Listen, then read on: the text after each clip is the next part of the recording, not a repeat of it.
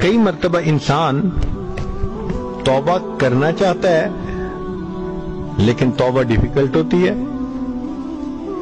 نیت کرتا ہے میں توبہ کروں، نہیں کر پاتا.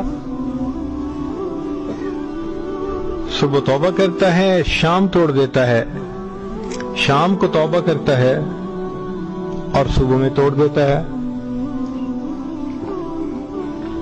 باوجود کوشش کے اپنے اندر کی ٹیمپٹیشن کو نہیں روک پاتا، بدنظری کرتا ہے، غیبت کر دیتا ہے اور دوسرے گناہ کر لیتا ہے. تو اگر ایسی صورت ہو تو پھر کیا کرے بندہ؟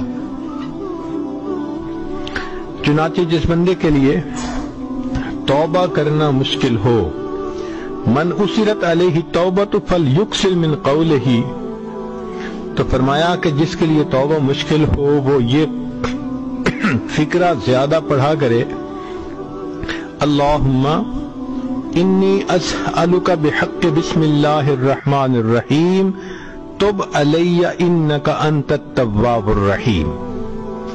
اس فکرے میں اللہ نے ایسی برکت رکھی ہے کہ ہمارے مشائخ نے فرمایا اس کی برکت سے، بسم اللہ الرحمن الرحیم کی برکت سے جب توبہ کی اللہ توبہ قبول فرما لیتے ہیں. تو یہ فکرہ یاد کر لیجئے، اللہم انی اسألک بحق بسم اللہ الرحمن الرحیم. اگر عربی یاد نہ رہے تو یوں کہہ لیں، اللہ بسم اللہ الرحمن الرحیم کی برکت سے میری توبہ کو قبول فرما لیجئے.